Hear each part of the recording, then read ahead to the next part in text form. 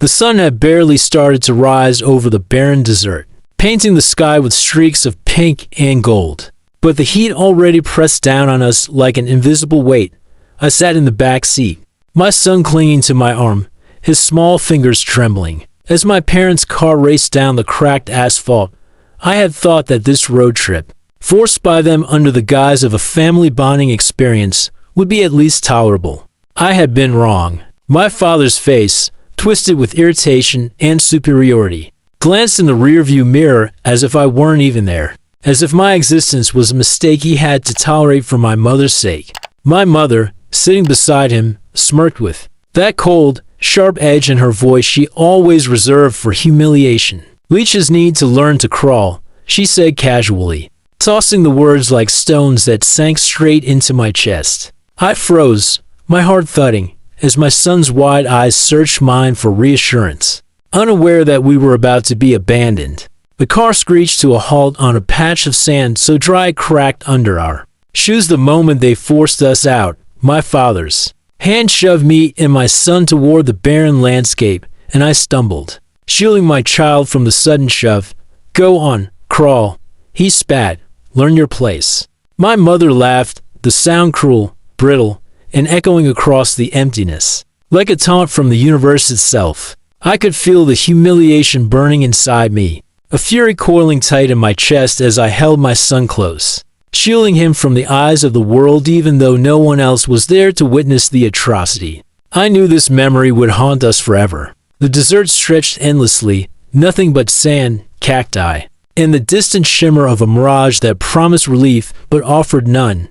I dropped to my knees, not in submission, but in calculation, the anger in my chest sharpening into clarity. Every insult, every shove, every laugh became a thread in the tapestry of what I would do next. My son whimpered, burying his face into my shoulder, and I whispered, "We'll be okay. They'll regret this." Even as they drove off, tires kicking up dust that stung our eyes, the words of my father repeated like a cruel rhythm in my mind. "Leeches need to learn to crawl." But I wasn't crawling. Not yet. I was already planning, already imagining the slow, inevitable shift in power that would come when the tables turned. We stumbled across the dry ground, each step heavy, each breath hot and suffocating. My son's hand remained clutched in mine, tiny but firm, grounding me in the reality that we weren't alone. My parents thought they had destroyed us, left us at the mercy of the desert's wrath. But they had underestimated one thing: desperation sharpens the mind. Every pebble underfoot, every blade of brittle grass became a marker, a reminder of the path I would forge to reclaim control.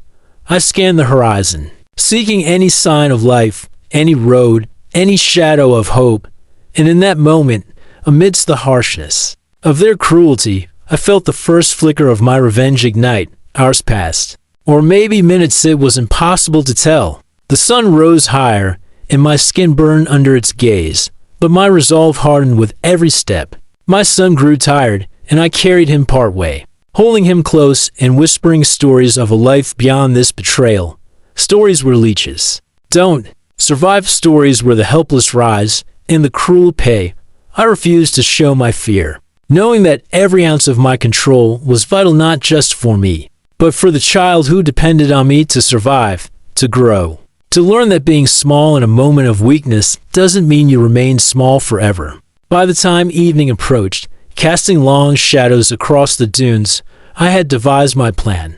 This desert, this moment of exile, would not break us. It had forged us. My parents, in their arrogance, had assumed power by force and cruelty. They didn't understand that true strength grows quietly, patiently, beneath the radar, until it can strike with precision.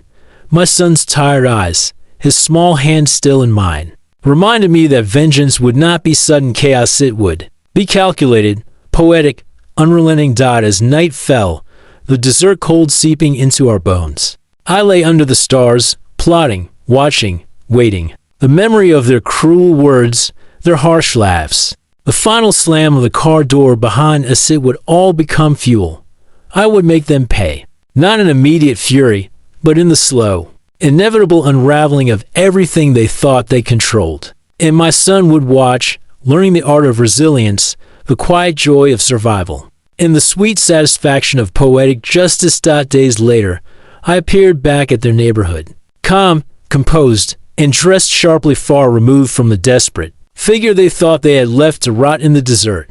Their gates loomed ahead, familiar, but now symbols of their arrogance. I rang the bell, and my father opened it, his smug grin faltering as he recognized me.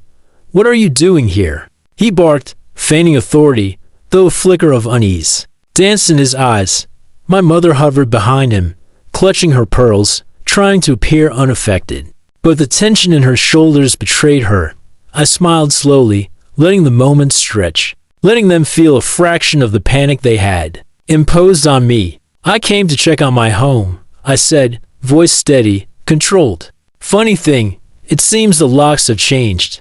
I stepped forward and revealed the keys in my hand, keys I had acquired through quiet patience, through planning, through watching while they had underestimated me. Their expressions shifted from disbelief to horror as they realized I had reclaimed control over their property, over the space they thought symbolized their dominance. How did you?" My father stammered, his voice cracking. My mother's eyes darted nervously, the weight of their cruelty crashing back in full force. I didn't answer with words.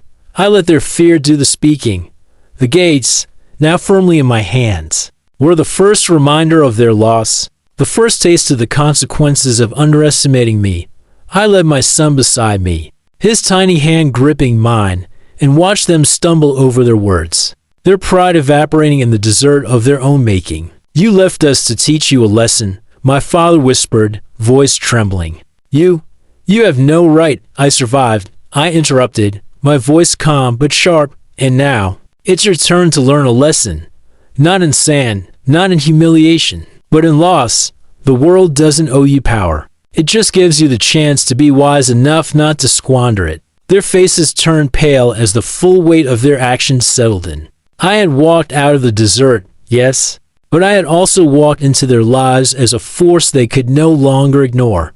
The house, the keys, the control they all symbolized. One simple truth: cruelty breeds consequences, and from now on, every day would remind them of that truth, quietly, painfully. In the spaces they had once believed untouchable, I turned to my son, letting him see the satisfaction of triumph without vengeance overtly spoken. "Let's go home," I said, the words carrying both relief and the promise of a future where we were no longer victims.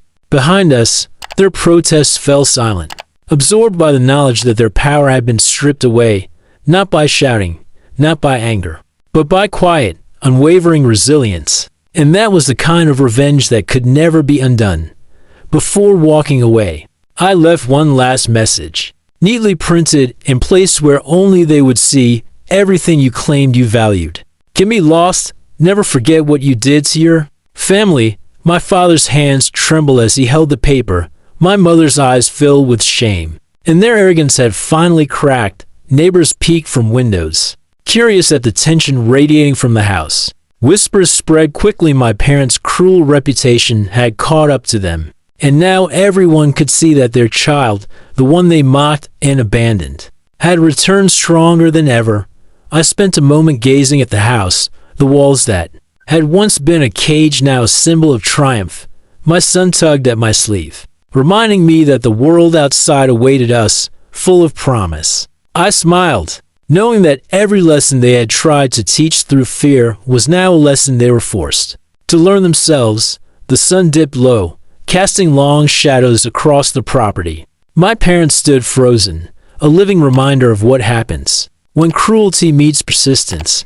As I walked away with my son, the desert behind us and the gates secured firmly in my hands, I knew one thing for certain: we were free, and they would never make us crawl again.